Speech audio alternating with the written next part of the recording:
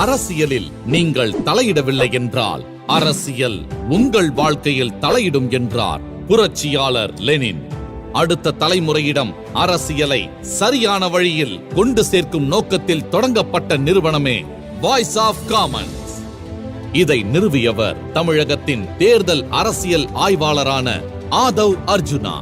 எளிய விவசாய குடும்பத்தில் பிறந்த இவர் 5 வயதிலேயே பெற்றோரை இழந்தார். கூடைப்பந்து விளையாட்டில் இவருக்கு இருந்த ஆர்வம் காரணமாக சென்னையில் உள்ள விளையாட்டு மேம்பாட்டு ஆணைய விடுதியில் உதவித்தொகையுடன் தங்கி படிக்கும் வாய்ப்பு கிடைத்தது. அங்கிருந்தபடி சென்னை கிறிஸ்தவ கல்லூரியில் அரசியல் அறிவியல் படித்தார். அப்போது பெரியார் சிந்தனைகளையும் அம்பேத்கர் கருத்துகளையும் ஆழ்ந்து படித்தார். இங்கு எல்லோரும் சமம் என்ற அரசியலே இனி அவசியம் என்ற சிந்தனையை வந்தடைந்தார். பெரியாரின் சமத்துவ கருத்துக்கள் தமிழகத்தில் வேரூன்றுவதற்கு அண்ணாவின் தேர்தல் அரசியல் வெற்றியும் முக்கியமான காரணம். பெரியாரின் கொள்கைகளுக்கு அண்ணா தன் ஆட்சியால் செயல் வடிவம் கொடுத்தார். அதே நேரம் இந்தியாவின் அடையாளமாக அறியப்பட்ட புரட்சியாளர் அம்பேத்கர் மாபெரும் சிந்தனை பொக்கிஷத்தை நமக்காக விட்டுச் சென்றார். ஆனால் அம்பேத்கரின் அரசியல் கருத்துகள் செயல் வடிவம் பெற முடியவில்லை.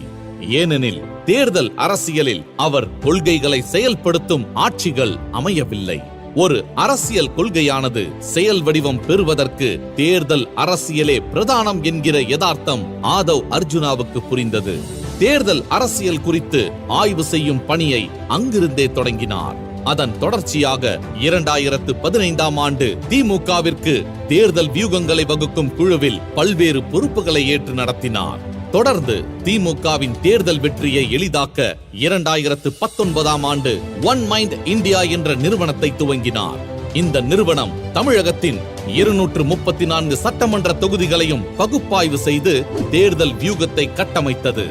திமுகவுக்கான தேர்தல் உத்திகளை நவீனப்படுத்தவும் புதிய உத்திகளை மேற்கொள்ளவும் ஐபாக் நிறுவனத்தின் தலைவராக இருந்த பிரசாந்த் கிஷோரை அழைத்து வந்தவர் ஆதவ் அர்ஜுனா.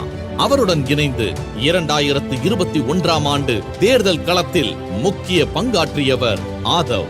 சட்டமன்ற தேர்தலில் திமுக வெற்றி பெற்றது.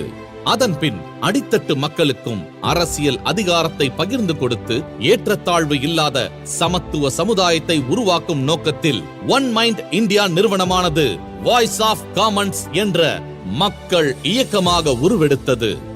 விடுதலை சிறுத்தைகள் கட்சியுடன் 2022ஆம் ஆண்டு வாய்ஸ் ஆஃப் காமன்ஸ் நிறுவனம் கைகோர்த்தது.